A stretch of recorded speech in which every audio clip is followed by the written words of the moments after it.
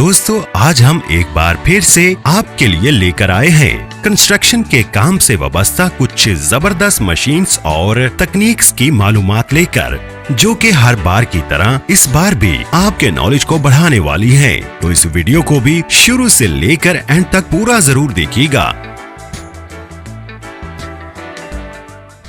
वोल्टाइट bye BASF। बहुत से ममालिक में शदीद सर्दी पड़ने की वजह से बहुत से लोगों को हीटर चलाने पड़ते हैं ताकि घर के अंदर का टेम्परेचर नॉर्मल रहे और घर में वो आराम से रह सकें। मगर इसके बदले में उनको बिजली के बहुत ज्यादा बिल आते हैं। तो इसी तरह के मुश्किल के लिए इस खास तकनीक का सहारा लिया जाता है। उन सर्द मुकामात पर लोग घर के बाहर वाली दीवारों को बनाते वक्त उन दीवारों के अंदर खाली जगह छोड़ देते हैं, और वो ऐसा इसलिए करते हैं कि ताकि उस स्पेस में इंसुलेशन वाला मवाद भर सकें। तो इस काम के लिए एक वर्कर सबसे पहले दीवार में छोटे छोटे सुराख कर देता है, जिसके बाद एक खास मिक्सचर को इन सुराखों से दीवार के अंदर उस खाली जगह पर भर दिया जाता है।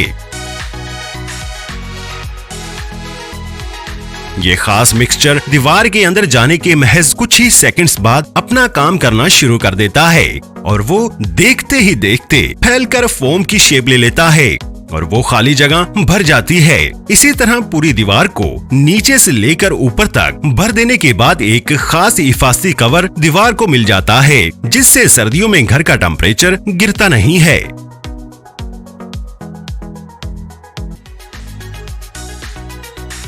एजिक रीसर्फिंग पेवर्स।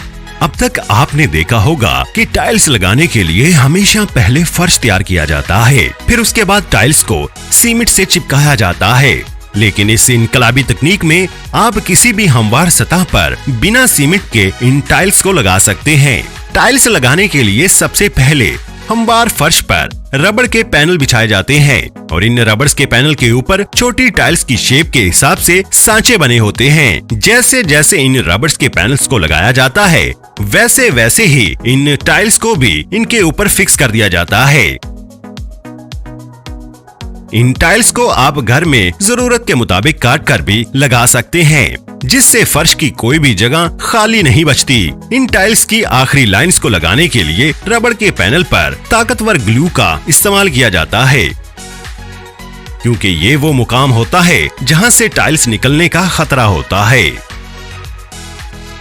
लेकिन ग्लू के साथ टाइल्स को लगा देने की वजह से वो मसला भी हल हो जाता है, जिसके साथ ही इन टाइल्स के आखिरी हिस्सों को इस तरह से डिजाइन और तैयार किया गया होता है। ये एक ढाल जैसा नजर आता है, जिनसे टाइल दिखने में तो अच्छी लगती ही है, मगर बाहर मिट्टी के साथ भी मजबूती से पकड़ बनाकर रखती हैं।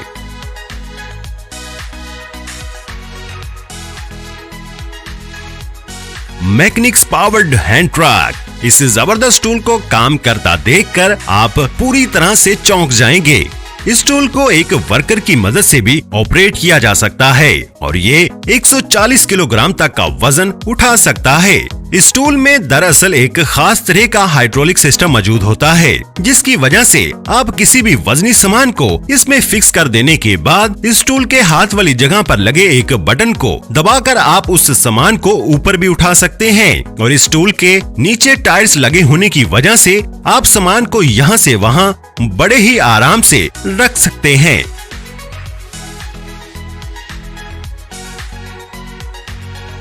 रेवको। कुछ लोग अपने घर की दीवारों पर पेंट के अलावा टेक्सचर करवाना भी पसंद करते हैं, जिससे दीवारों की खूबसूरती और भी बढ़ जाती है। तो इसके लिए इस कंपनी के तैयार किए गए सीमेंट को लोग इस्तेमाल करते हैं, और जिसको दीवार पर लगाने के लिए एक खास तरह के औजार का इस्तेमाल किया जाता है।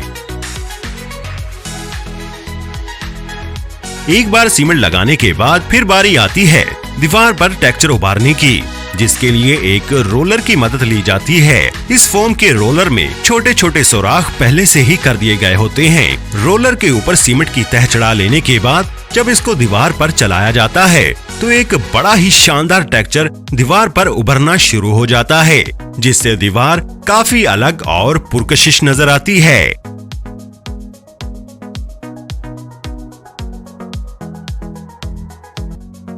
Pattern imprinted concrete.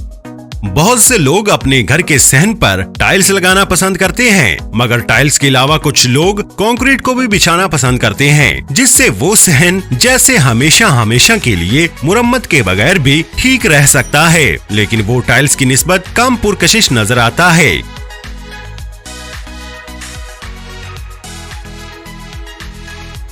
तो इसी कंक्रीट के सहन को पुरकशिश बनाने के लिए कुछ इस तरह की खास तकनीक की मदद ली जाती है,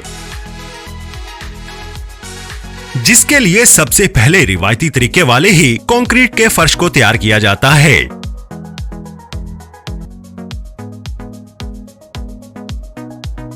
जिसके बाद मर्जी के रंग के सीमेंट को उस फर्श पर डाल दिया जाता है और फिर बारी आती है पूरी तकनीक के मेन हिस्से की,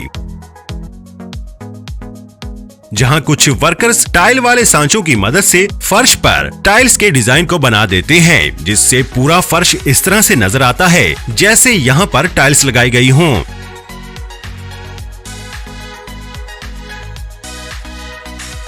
टाइल्स का पैटर्न बनाने के बाद इस फर्श को कुछ देर के लिए सूखने के लिए छोड़ दिया जाता है। फर्श सूख जाने के बाद फिर एक वर्कर इन उभरी हुई चंद टाइल्स पर पेंट कर देता है, जिससे ये टाइल्स वाला डिजाइन और भी खूबसूरत नजर आना शुरू हो जाता है। और फिर लास्ट में एक खास किस्म की पॉलिश को कर देने के बाद ये कंक्रीट का फर्श टाइल वाले फर्श से भी कई गुना ज्यादा पुरकशिश नजर आने लगता है। मैग्नेक्स जैक हैमर ट्रॉली। फर्श को फिर से नया बनाने के लिए जब उस जगह से पुरानी टाइल्स को हटाना हो, अगर उन टाइल्स को रिवायती तरीकों से उखाड़ना हो तो वो काम काफी मुश्किल और वक्त तलब हो जाता है, मगर उसके बरक्स ये कमाल की मशीन उन टाइल्स को बड़ी ही आसानी और अच्छी फिनिशिंग के साथ उखाड़ सकती है। इस तरह की मशीन के इस्तेमाल से वर्कर्स का वक्त तो बचता ही है, साथ ही साथ टाइल्स को उखाड़ने के बाद नीचे की जगह भी खराब नहीं होती, बिल्कुल हमवार बन जाती है। ये मशीन जबरदस्त वाइब्रेशन पैदा करती है, जिसकी वजह से इसके आगे लगा एक धात का सांचा टाइल्स को उखाड़ता चला जाता है।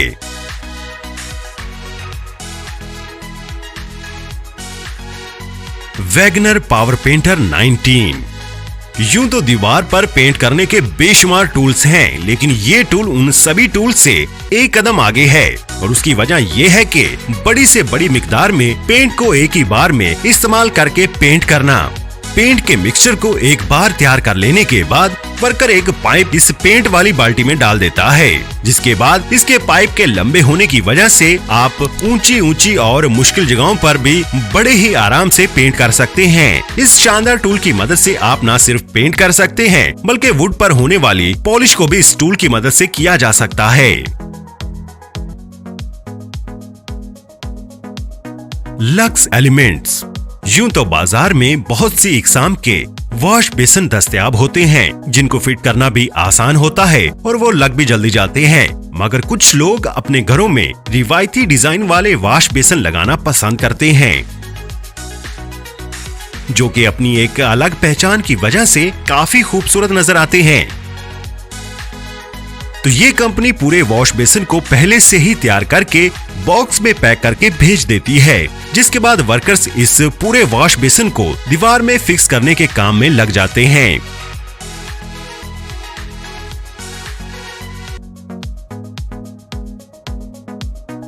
लोहे की पाइप्स को दीवार में फिक्स करने के बाद वॉश बेसिन के मेन हिस्से को इन लोहे के पाइप्स में डालकर फिट कर दिया जाता है। फिर इसके बाद कारीगर इस वॉश बेसिन के सभी हिस्सों को एक एक करके फिक्स करने के अमल में लग जाता है। एक दफा इस वॉश बेसिन को पूरा असेंबल कर लेने के बाद ये वॉश बेसिन सच में बहुत ही पुरकशिश नजर आने लगता है। तो आपको इनमें से कौन सा टूल और तकनीक अच्छी लगी, हमें कमेंट सेक्शन में जरूर बताइएगा। तो दोस्तों, आज की वीडियो में बस इतना ही। अगर ये वीडियो आपको पसंद आई हो तो इस वीडियो को लाइक जरूर कर दें, और अगर अभी तक आपने दूरबीनी को सब्सक्राइब नहीं किया तो दोस्तों सब्सक्राइब कर लें। बहुत शुक्रिया।